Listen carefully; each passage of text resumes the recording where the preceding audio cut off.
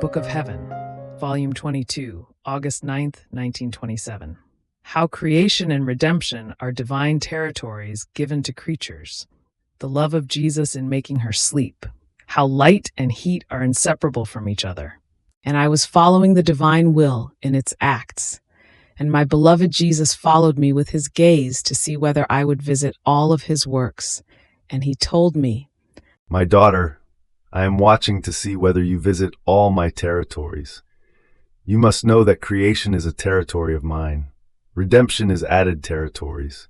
Even more, my childhood, my tears and baby wailings, my prayers, my works, my steps, my hidden and public life, are as many apartments of mine which I formed within my territories.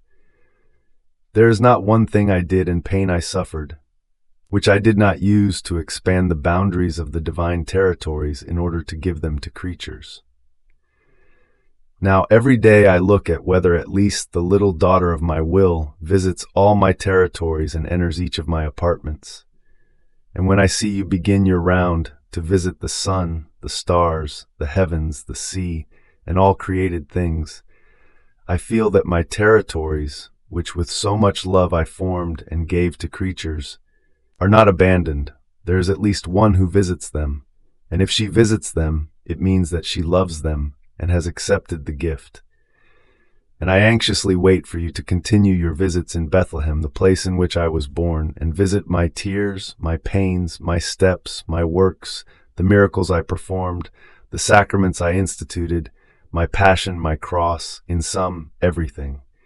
And I make you aware, if anything escapes you, that you make your little visit, be it even in passing. And oh, how content I am that my apartments are all being visited. My daughter, what a sorrow it is to give and not to be recognized, to give and have no one who takes the good one wants to give. And do you know what I do? When I see you, all by yourself, going around throughout all my territories and visiting my apartments, I give you all the goods which are in them, in such a way that what I should give to others, I centralize in you. So, I give you everything, and you give me everything. In fact, in order to be able to give everything to the soul, I must find everything in her. And in order for her to be able to give me everything, she must possess everything. One who has everything has the capacity of being able to give me everything and to receive everything. Afterwards, I was feeling such profound sleepiness as to be unable even to write, and I thought to myself, why this sleepiness when vigil has almost always been nature in me?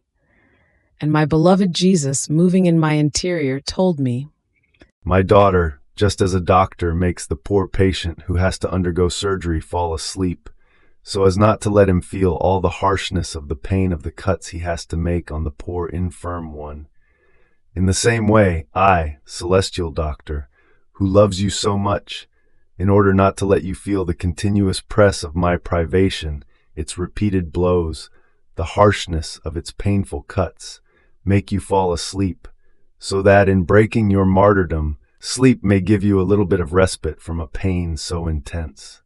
But while you sleep, your Jesus sustains you in his arms, and I continue my work in your soul.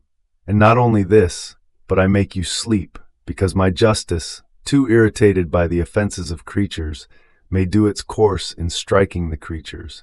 And by sleeping, you may not only leave it free in its course, but may be spared the sorrow of seeing its just blows over the ungrateful world. Oh, if you could see how your Jesus embraces you delicately, so as not to let you feel the touch of my embraces.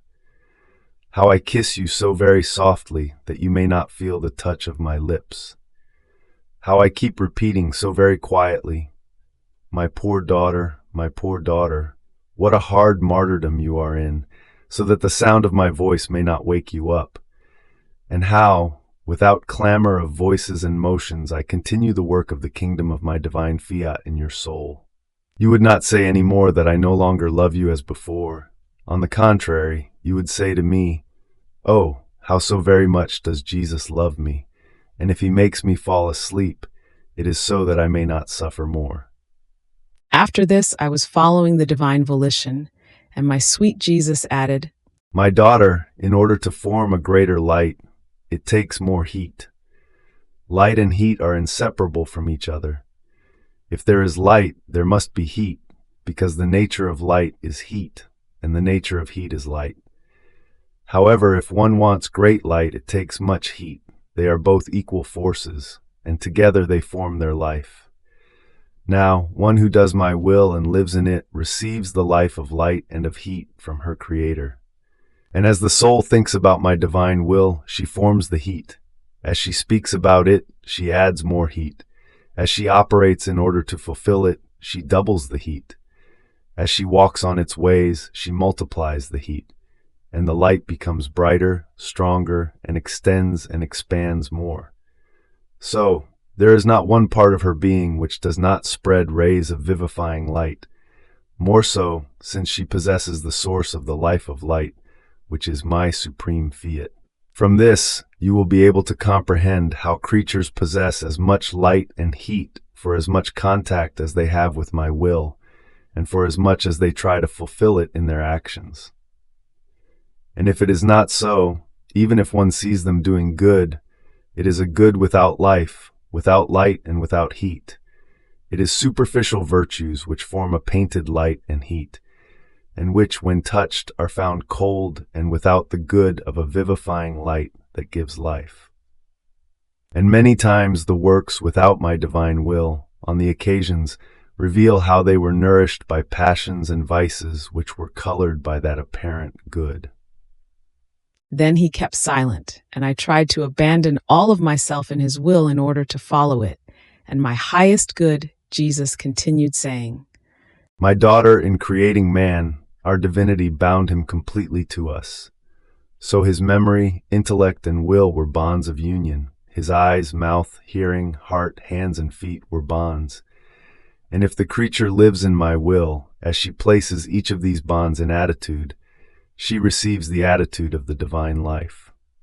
So she is formed and develops like a little plant, which, while possessing the fecundity of its earth, full of vital humors, watered with pure and abundant water, is all exposed to the beneficial rays of the sun, receiving its continuous life. Oh, how well it grows, how enjoyable are its fruits, how sought for, loved, and appreciated. In the same way, the soul, by receiving the continuous life of God by means of all these bonds which, more than solar rays, communicate themselves over each part of her being, is preserved as fecund earth, full of vital and divine humors which, more than blood, flow within her. How well she grows! She is the beloved, the one who is sought for by heaven and earth. Her life, her works, her words, more than fruits, are enjoyable for all. God himself takes pleasure in enjoying fruits so precious. Therefore, how can you fear that I may leave you if you are bound to me with so many bonds, from which you receive continuous life?